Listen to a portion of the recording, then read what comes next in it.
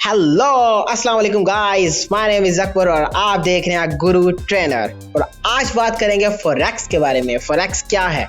बहुत सुना होगा आपने फॉरेक्स के बारे में। कभी फेसबुक पे सुना, कभी इंस्टा पे सुना, कभी व्हाट्सएप पे सुना, कभी टिकटॉक पे सुना। तो भाई ये कौन सी बला है? क्या इसमें सच में पैसे बनते हैं? क्या मैट्रिक जो जिस बच्चे ने की हो वो पैसा भी कमा सकता है ऑनलाइन? तो भाई आपने बहुत सारा सुना होगा ना। तो आज सब के बारे में बात करेंगे। सो शुरू करते हैं।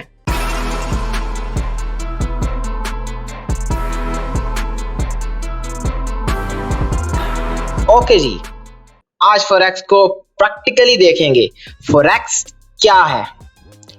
तो हर बंदे का जो है वो अपने पढ़ाने का असूल होता है। हर बंदा फॉरेक्स की अपनी तारीफ करेगा, लेकिन मैं अच्छा क्या समझता हूँ? मैं समझता हूँ कि फॉरेक्स को समझने से पहले हमें उसके पीछे बिहाइंड द कॉन्सेप्ट को समझना चाहिए कि यार जो फॉरेक्स में हम कर रहे होते हैं उसे हम फिजिकली भी तो देखें यार, वो हमें किस शक्ल में नजर आ रहा होता है। तो मैंने इसे एक एग्जाम्पल के तौर पे आपको बयान किया है। तो एग्जाम्पल की तरफ चलते हैं। अच्छा, ये मैंने एक एग्जाम्पल आपको दी है, ठीक है। इसमें एक लड़का है, जिस फॉर एग्जाम्पल इसका नाम मैंने अली रख दिया है। ये एक अली लड़का है, ठीक है। अली लड़का जो है वो यूएस में रहता है, अमेरिका में रह रहा है, ठीक है। और इसने एक ट्रिप प्लान की है जो कि यूएस से जापान के लिए, ठीक है। इसने जापान को एक्सप्लोर करने का सोचा, तो इसने भाई ट्रिप प्लान कर ली और ये जापान में चला गया। अच्छा, अब इसकी जेब में क्या है? यूएस में तो डॉलर चलता है, तो इसकी जेब में अब डॉलर है, ठीक है। तो अब जापान में जापान की करेंसी ही चलती है, ठीक है। तो ये अपने ट्रिप को एंजॉय नहीं कर सकता जापान में डॉलर के साथ, क्योंकि डॉलर जापान में नहीं चलता, ठीक है। लोकली बात कर रहा हूँ। वो अलग बात है कि आप एक्सचेंज में जाकर उसे तब्दील करें, वही मैं आपको बताने लगा हूँ। अच्छा, लोकली नहीं यूज हो रहा। अच्छा, अब जापान में जापानीज करेंसी ही जो कि यन है, जापानीज यन, वो यूज हो रहा है। तो जो अली है उसे क्या करना पड़ेगा? उसे सबसे पहले अपनी जो होम कंट्री है उसकी करेंसी को, जो विजिट कंट्री है, उसको एक्सचेंज करना पड़ेगा। अच्छा, वो इसके लिए ना एक दुकान पे जाता है, एक शॉप पे जाता है जो कि मनी एक्सचेंज की एक शॉप है। फिजिकली मनी की बात कर रहा हूँ मैं अभी।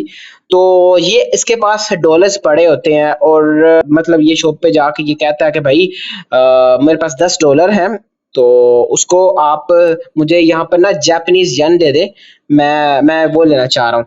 तो जो दुकान वाला है वो कहता है भाई अभी जो रेट चल रहा है ना डॉलर का, वो $1 में 10 यन आ जाते हैं, ठीक है। $1 में 10 यन आ जाते हैं। अच्छा, अब जो अली की जेब में ना वो $10 है, तो $10 के 100 यन आ गए। अच्छा, अब इसने ट्रिप को एंजॉय किया अली ने, ठीक है। अब ट्रिप को एंजॉय किया 2 दिन के लिए, 5 दिन के लिए या हफ्ते के लिए, ठीक है। अब ये इसकी एक तरफ की ट्रिप थी। अब वापस भी तो इसने घर आना ही है ना। वापसी जो है वो जापान से यूनाइटेड स्टेट होगी। तो जापान से जो अली ने पैसे लिए थे जो कि यन थे, ठीक है, डॉलर इसने दे दिए थे, इसके पास यन कुछ बच गए, ठीक है। वो कितने बचे? वो तकरीबन इसके पास 50 यन बच गए, ठीक है। जिसने जब जापान से यूएस आ गया। अब यूएस में, अमेरिका में तो यन नहीं चलता, जापानीज यन नहीं चलता। तो इसने क्या किया? इसने वहां पर यूएस में दुकान पर गया, उसी तरह की जो कि मनी एक्सचेंज की एक दुकान है, वहां पर गया और वहां पर जाके उसने कहा मेरे ना 50 यन है मेरे पास बचे, उसके डॉलर दे दें। तो उसने जो है वो उसने दुकानदार ने उसने $10 दे दिए। अच्छा, 50 यन के $10, और पीछे उसने जो किया था ना, $10 के 100 यन लिए थे, और दोबारा उसके $10 के 100 यन थे, और दोबारा उसको 50 यन के $10 मिल गए। यानी उसके $10 के $10 ही रहे, उसे लॉस हुआ ही नहीं। यानी जो उसने 50 यन जापान में यूज किए वो उसके रिकवर हुए। अब ये किस तरह हुआ? अच्छा, रेट जो था ना, पहले था $1 का 10 यन, और जब वो यूएस में आया ना तब $1 का 5 यन था, ठीक है। तो इसमें तरक्की किसने की? यन ने की। कैसे? फॉर एग्जाम्पल आप 100 रुपए की या 50 रुपए की किलो चीनी ले रहे हैं। अच्छा, 50 रुपए की आपने किलो चीनी ले ली। अब 50 रुपए की किलो चीनी है, लेकिन नेक्स्ट मंथ, ठीक है, अगले महीने वो 100 रुपए की किलो हो जाती है। अच्छा, किलो तो एक ही रहा, ठीक है, 1 किलो ही रही, लेकिन कीमत किसकी बढ़ी? रुपए की, ठीक है, 50 रुपए महंगी होगी। अच्छा, वही अगर फॉर एग्जाम्पल 10 रुपए सस्ती हो जाती है, ठीक है, 1 किलो चीनी 10 रुपए सस्ती होगी, तो चीनी बदली, चीनी की मिकदार नहीं कम हुई, चीनी 1 किलो ही रही, लेकिन तो जो चीज चीनी की कीमत है वो कम हो गई है, इसका फायदा किसको होगा? जाहिर बात है, जो ले रहा है उसको फायदा है ना भाई।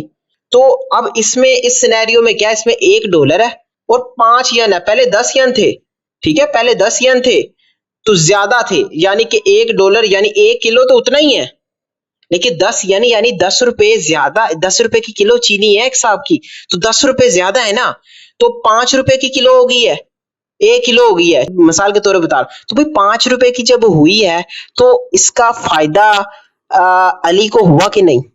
सारी बात तो होगा भाई, उसे 5 रुपए की किलो चीनी मिल रही है, जो कि जब वो गया था जापान में तो उसे 10 रुपए की मिल रही थी वही किलो चीनी, यानी $1 उसे 10 यन का मिल रहा था, और जब वो अमेरिका दोबारा आया तो $1 5 यन का, तो भाई उसके वो जो 50 यन है वो दोबारा 10 $10 हो गए, तो भाई उससे बहुत फायदा हुआ, और भाई वो तो खुश खुश हो गया। अच्छा, इसी से हम फायदा करेंगे। अब हमने क्या किया, मैं आपको इसी, ये तो एक ना मनी एक्सचेंज आ गया कि भाई मनी को एक्सचेंज करना, फॉरेक्स की दुनिया में क्या होता है इसको पढ़ते हैं। अच्छा, फॉरेक्स ट्रेडिंग जो है ना ये वर्चुअली होती है, इसमें फिजिकल मनी एग्जिस्ट नहीं करती। जो इस ये थी ना, मैंने आपको एग्जांपल दी, इसमें फिजिकली मनी एग्जिस्ट कर रही है, आपकी जेब में डॉलर है, आपने उसे एक्सचेंज करवा लिया। लेकिन फॉरेक्स मार्केट में आप दुनिया के किसी कोने में भी बैठे हो, आप किसी भी करेंसी को बाय कर सकते हैं, और जब वो ऊपर आए तो आप उसे सेल कर सकते हैं, या आप किसी भी करेंसी को सेल कर सकते हैं ऊपर से, तो वो जब नीचे आए तो आप अपने ऑर्डर को बंद करके आप उससे फायदा प्रॉफिट हासिल कर सकते हैं। अच्छा, ये फॉरेक्स ट्रेडिंग वर्चुअल है, यानी कि एक तो वो मैंने आपको पहले वाली एग्जांपल दी ना, कि वो जो एग्जांपल है वो तो है फिजिकली आप दुकान पे जा रहे हैं, आप कर रहे हैं, लेकिन फॉरेक्स ट्रेडिंग जो है ना, एफएक्स, इसे एफएक्स भी बोलते हैं, ये फॉरेन एक्सचेंज मार्केट है, जो कि इंटरनेट की मार्केट है। किसकी? इंटरनेट की मार्केट है। इसमें हम करेंसीज को बाय करते हैं, और जब वो ऊपर चले जाती हैं तो हम इसे सेल करते हैं। आप यहां तक ही सिर्फ इसे समझे कि फॉरेक्स मार्केट अगर आपको कोई पूछे तो क्या है, आपने कहना है कि हम फॉरेन एक्सचेंज मार्केट में करेंसीज को बाय करते हैं और सेल करते हैं। अब ये बाय कब करना है, सेल कब करना है, ये आपको इसमें सारा कुछ पढ़ाया जाएगा, शुरू से लेकर आखिर तक पढ़ाया जाएगा। अच्छा, इससे आगे बता दूं कि ये डिसेंट्रलाइज्ड मार्केट है।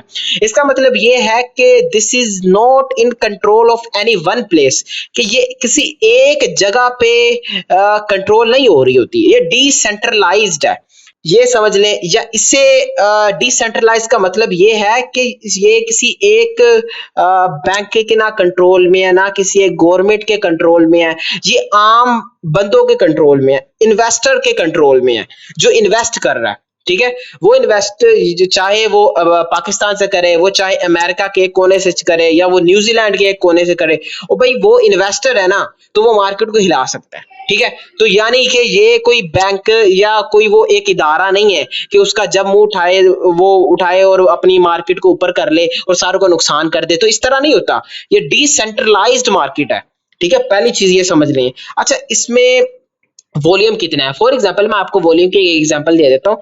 मिसाल के तौर पे आपने कोई शॉप खोली है, ठीक है, तो आपको सुबह से लेके शाम तक आपको, फॉर एग्जाम्पल मैं पाकिस्तान की बात करूं तो आपको 10,000 रुपए की सेल होती है, ठीक है, 10,000 रुपए की सेल होती है। अच्छा, अब आपको कोई लड़का पूछे या कोई आपसे फर्द पूछे कि भाई आपको कितनी सेल हुई है, आप कहेंगे भाई मेरी 10,000 की सेल हुई है। अच्छा, जब फॉरेक्स मार्केट की बात की जाए ना कि इसमें सेल परचेज कितनी हुई है, तो इसमें 6.6 ट्रिलियन डॉलर्स की ट्रेड एक दिन में होती है। 6.6 trillion dollar, not in billion, मतलब कि बहुत ज्यादा, बहुत ज्यादा इसमें मनी जो है वो आगे पीछे सेल परचेज हो रही होती है। तो इतनी बड़ी मार्केट है ये, बहुत बड़ी मार्केट है। अच्छा, करेंसी ट्रेडर्स जो होते हैं, ठीक है, करेंसी ट्रेडर्स, स्पेकुलेटर्स जो होते हैं स्पेकुलेटर्स, आप जो करेंसी ट्रेडर्स वो भी आप ही हैं। अगर आपने मतलब फॉरेक्स ट्रेडिंग में हिस्सा लेना है, फॉरेक्स ट्रेडिंग करनी है, तो आप करेंसी ट्रेडर होगे ना, करेंसी को ट्रेड करने वाले। तो वो अपने एक्सपीरियंस की बुनियाद पर इसे सेल करते हैं या बाय करते हैं करेंसीज को। अच्छा, मैंने अब यहाँ पर एक्सपीरियंस लिखा है, मैंने यहाँ पर गैम्बलिंग का लफ्ज यूज नहीं किया। गैम्बलिंग का मतलब है कि आप जुआ खेल रहे हैं। तो पहली बात मैं बता दूं, जुआ तो एग्जैक्टली 100% आपको लॉस दे के जाएगा, और ये हराम है इस्लाम में। तो भाई हमने वो चीज करनी है जो कि एक हलाल तरीके से भी हो और आपको मैक्सिमम चांस ऑफ प्रॉफिट दे। आप फॉरेक्स में आ रहे हैं तो आप नुकसान करने के लिए आ रहे हैं। और सबसे बड़ा, यकीन माने, सबसे बड़ा जो मसला है ना बिगिनर्स का, जो नए नए आ रहे होते हैं, फॉर एग्जांपल अगर आप बिगिनर है और आप मेरी पहली वीडियो देख रहे हैं, तो आप ये कभी भी ना सोचे कि यार मुझे लग रहा है कि भाई कल मार्केट ऊपर जाएगी तो आप बाय कर ले। यार किस, मतलब आप गैम्बलिंग कर रहे हैं ना यार, आपको एक दफा प्रॉफिट होगा, दूसरी दफा लॉस हो जाएगा। तो भाई इस चीज को पढ़ें। हर चीज एक मैनेजेबल वे में चल रही होती है, एक कांस्टेंट वे में चल रही होती है। उसमें फ्लक्चुएशन आती है, लेकिन वो एक एक रेंज के अंदर चल रही होती है। तो भाई उस रेंज को अगर आपने पढ़ लिया तो आप यकीन माने मिलियन ऑफ डॉलर कमाएंगे। तो भाई इससे आगे देखते हैं, फॉरेक्स की टाइमिंग भी पता होना बहुत जरूरी है। ठीक है, फॉरेक्स की टाइमिंग के लिए आपका आपकी वेबसाइट है, ठीक है, forexfactory.com, वो भी मैं उसके ऊपर एक मुकम्मल वीडियो बनाऊंगा।